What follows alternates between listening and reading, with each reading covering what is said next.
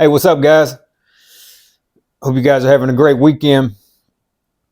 I just want to jump on there and holler at you guys, man. I was kind of missing you.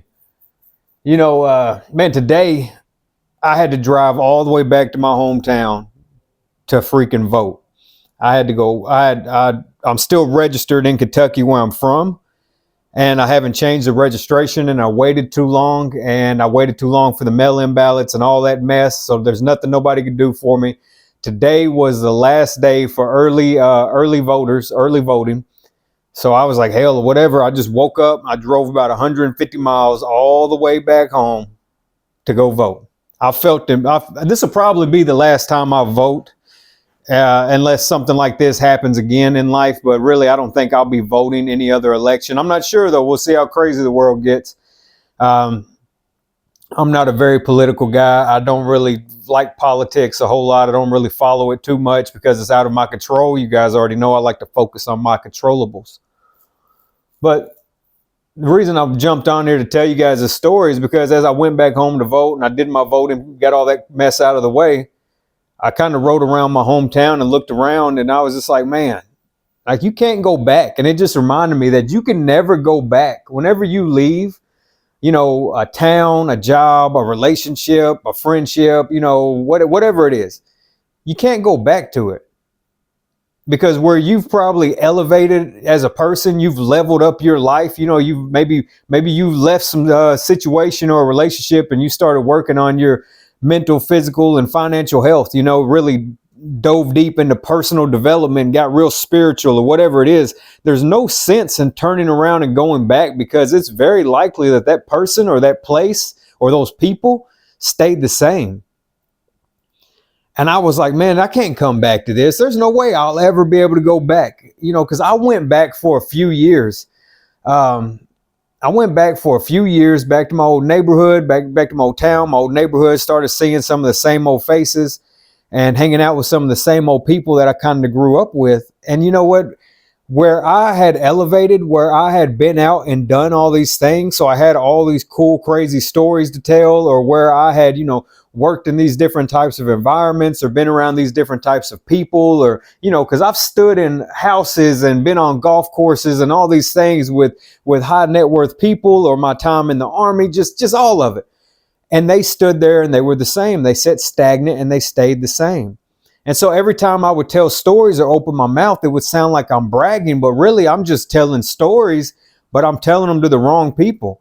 So when you start to really level up, when you start to really do what's best for you, you start to make more money, you get a better job, you get healthier, whatever it is, you can't bring the people around you with you. If they're not willing to walk beside you, push you along, motivate you, and do everything that needs to be done, do exactly what you're doing, and then some. That way you guys motivate each other back and forth. And sometimes that's why I miss the Army, man, because it wasn't just me motivating people. It was other people motivating me. So you had competition.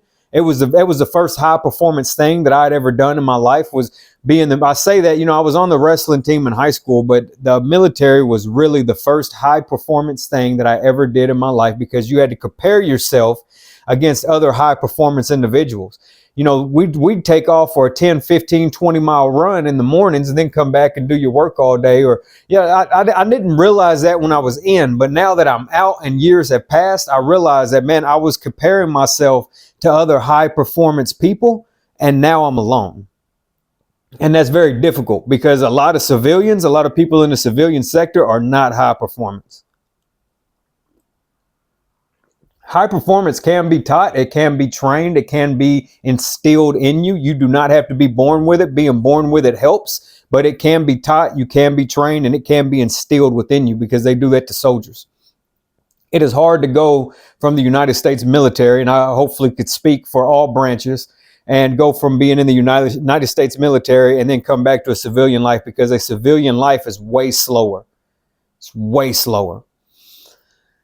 But when I was riding around, I saw a couple faces that I recognized, and I was going to pull over and shoot the shit. And I was like, nah, for what?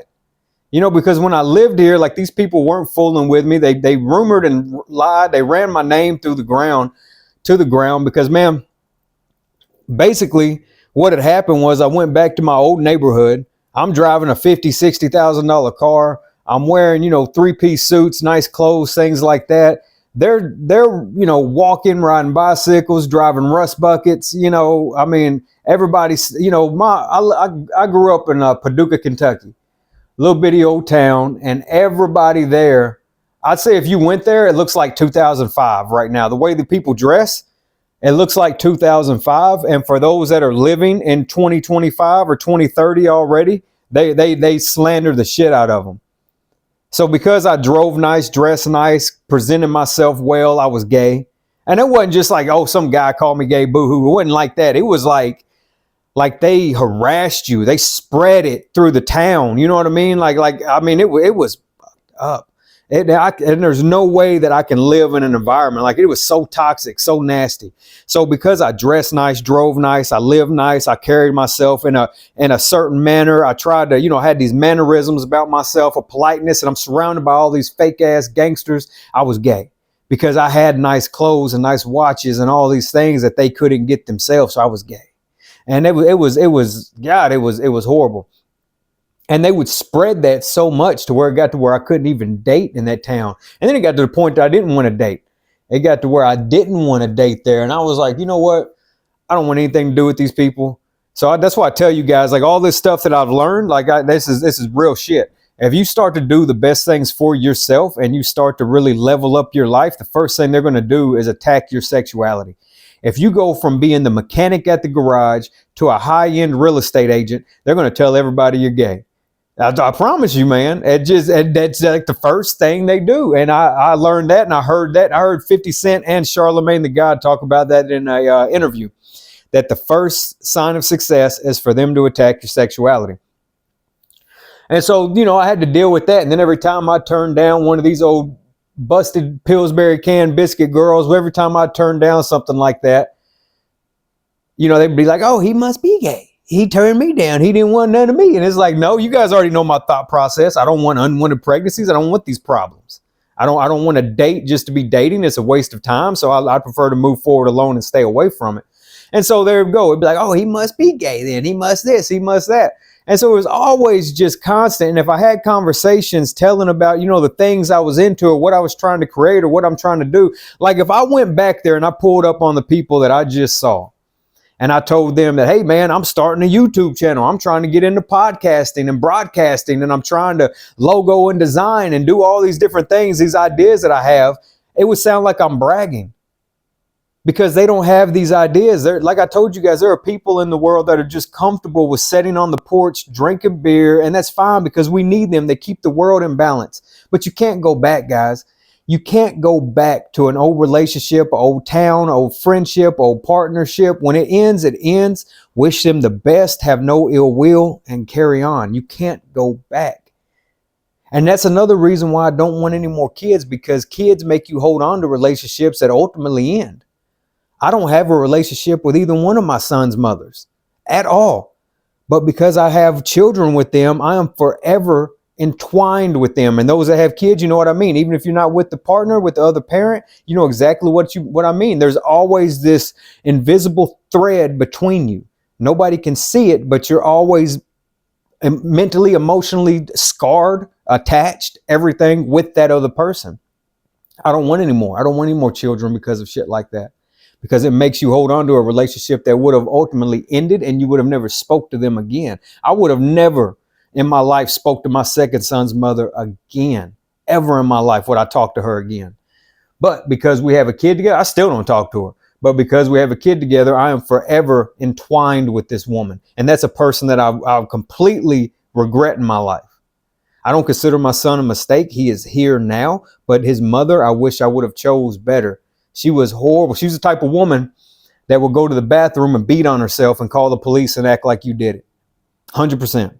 She's the type of woman that will go and do a lot of violent, irate things to herself or to property and then act as if you were the reason, act as if you did it. She'll tear up your cars, tear up your house, call the police and act like it was you. And one time she called the police on me. I wasn't even home. And next thing I know, I'm at Walmart shopping And I get a phone call. This is another one of those rambling ass conversations. I'm at Walmart shopping, and I get a phone call from a police officer, from a random number. I'm like, who the hell? And it's a police officer. I answer the phone. It's a police officer. He's like, hey, Mr. Edson, I'm blah, blah, blah. Can you come back here and talk to me? And I'm like, yeah, no problem. And I went back because I knew I didn't do it. If I'd done something, I wouldn't have went. But I went back because I knew I didn't do anything.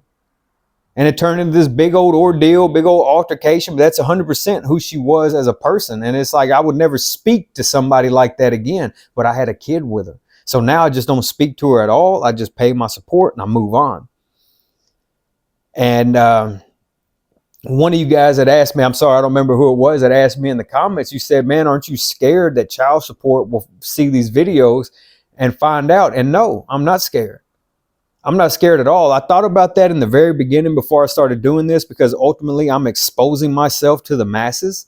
And I thought about that before I started doing this. But no, I'm not scared, man. And the reason I'm not scared is because we all know it takes 2 to 5 years to build and brand a business. My son is 13 years old, so it's going to take 2 to 5 years for me to build and brand this. You know, if I fast track it, I could probably start doing something decent in 2 years, but it'll probably take me 5 years before I see a real return on the investment. Who knows though? Who knows? It's the internet. It's the way to it's a way to reach a massive amount of people. It's a way to scale at a very high rate of speed. It's the internet. So who knows? Maybe I blow up by summer. Who knows? But am I scared? No, not at all. Because who am I to run from it? Look at all the successful people. This is why I tell you guys there's no way to beat the child support system. Because look at all the successful people that have had to pay child support. Tom Cruise just came off child support at $33,000 a month. 50 Cent was on child support paying over, I think he was paying $54,000 or $56,000 a month. You got Robert De Niro and Al Pacino's old asses on child support right now. You know what I'm saying? So like, who am I to try and run from it? Who am I to try to beat it? So if I blow up on a massive scale, I'm not going to go willfully give this information over. But if I blow up on a massive scale, you can guarantee the first thing I'm going to do is hire 2 attorneys. I'm going to start setting things up and trust and this and that and doing that. I'm going to do the things I need to do, and I'm going to protect myself. And I'm going to give them the bare minimum because they've done nothing to create it. It's not my son's fault. It's not, he'll get whatever. He needs college, whatever, things like that. I've already thought about this. If I create enough for myself, then he can still get whatever. It's not his fault at all. It's his mother's. And I'm going to do whatever I can to postpone it to where she receives nothing. And that's the God's honest truth, man. I'll hire a couple lawyers and I'll have them say, hey, I got no problem with paying this amount of money, but lock it into an account for the boy, because his mother will waste every dollar of it. She's wasting every dollar. He's already received over $100,000 in child support already, and she's wasted every dollar of it. If you look her up, I'm not going to throw her name out there, but if you looked her up, you would just see where she's bought cars and motorcycles and stupid shit. Just bought shit for no reason. And he's got nothing to show for it, but he doesn't understand it because he's too young. He thinks it's cool. He thinks his mom's doing the damn thing. He doesn't understand it. And the sickest thing, man, that I think of is the only way he'll ever really understand is if it happens to him. And this is why I tell women, what are you going to say to your sons when some woman does them the exact same way you did their father? Because the sickest thing to me is that the only way for him to understand this is for it to happen to him. And as his father, I do not want it to happen to him. So I would just rather he did not understand.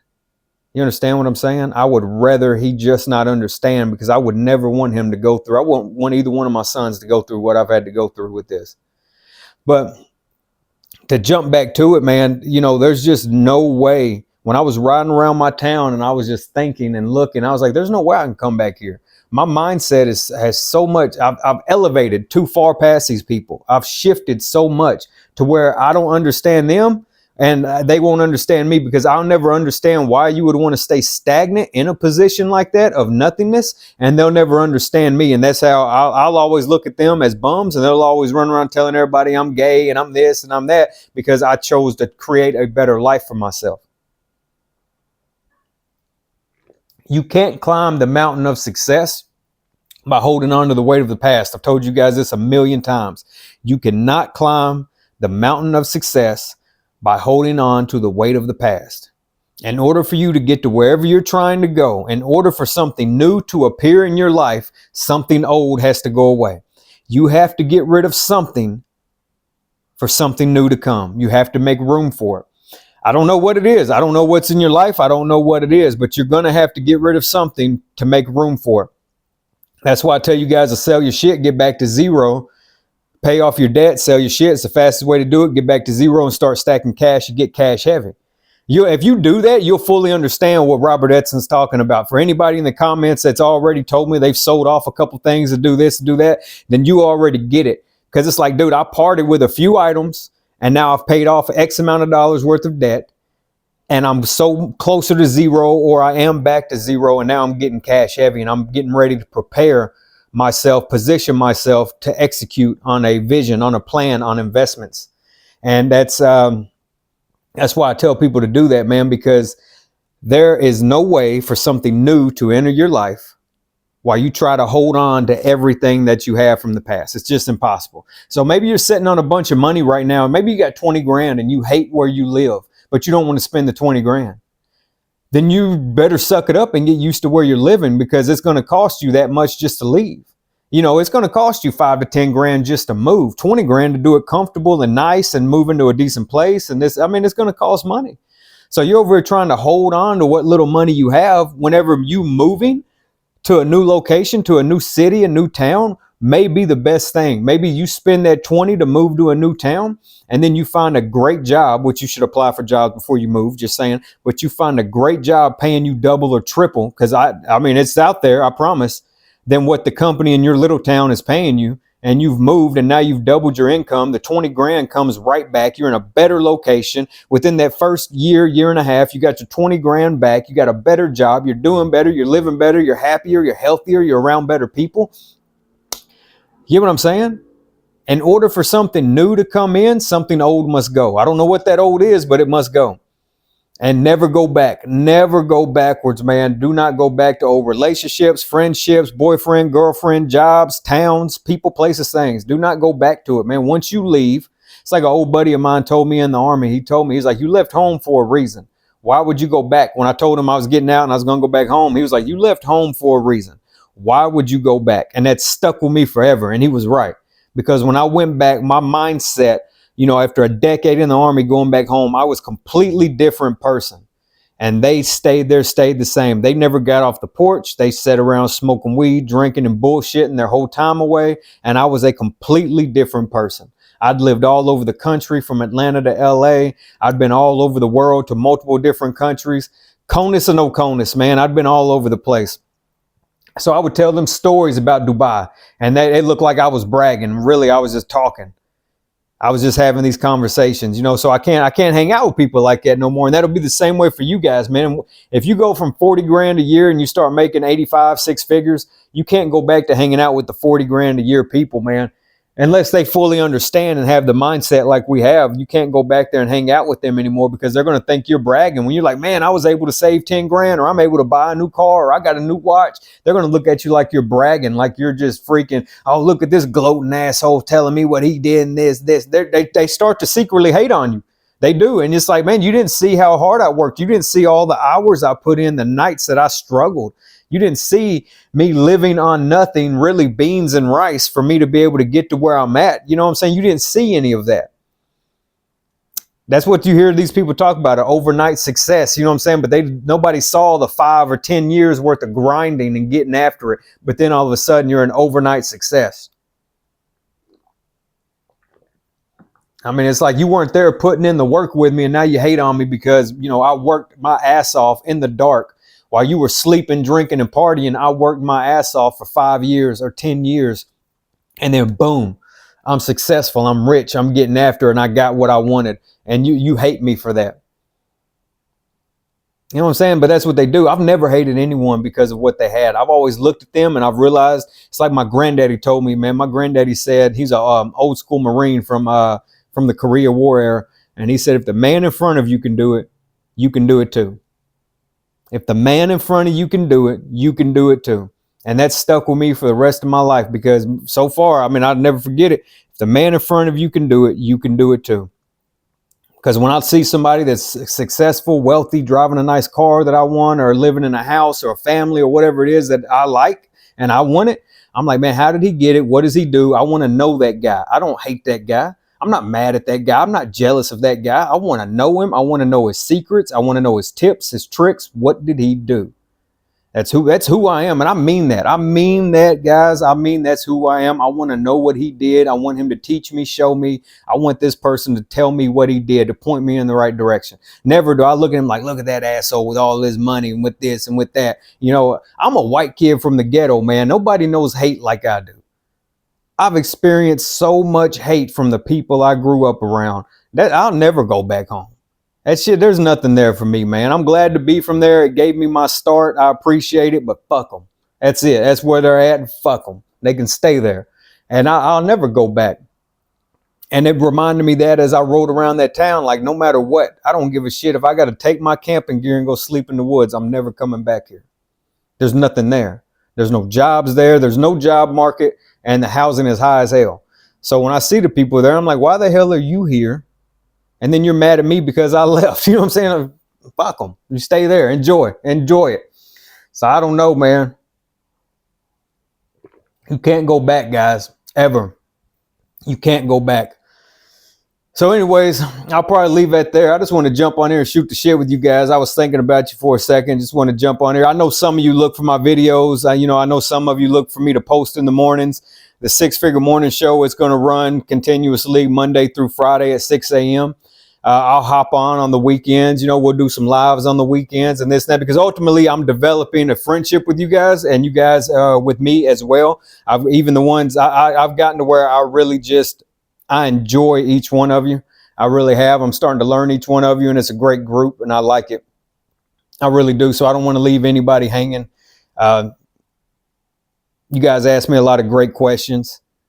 And I got big plans for the channel. I got big plans for a lot of things as time goes on. I got big plans to do things, and working with some guys behind the scenes. And, hopefully we can launch a few things here coming up real soon. 2025 feels like our year.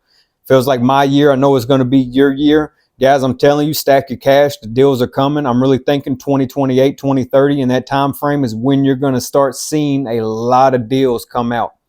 I really think so. Start paying attention, start educating yourself, get your preparations in order. I think you probably still got 4 or 5 years. And I think you're going to see some deals roll out. So definitely get your jobs together, get your incomes together, get the debts paid down, stack some cash, buy some gold and silver, get your food preparations. Do what you got to do for you and your family. Build a good foundation. Do what you got to do for you and your family. Build a good foundation, guys. But other than that, man, I'm going to shut up. You guys have a great freaking weekend. Have a great freaking Saturday afternoon. Have a great freaking Saturday night. Probably jump on here tomorrow, Sunday, and do a live around 6 p.m. I'll leave a thing in the community tab for it. Yeah, that's it, man. You guys have a great weekend, and I'll holler at you tomorrow. We'll do a live tomorrow, 6 p.m. You guys take care. Have a good night.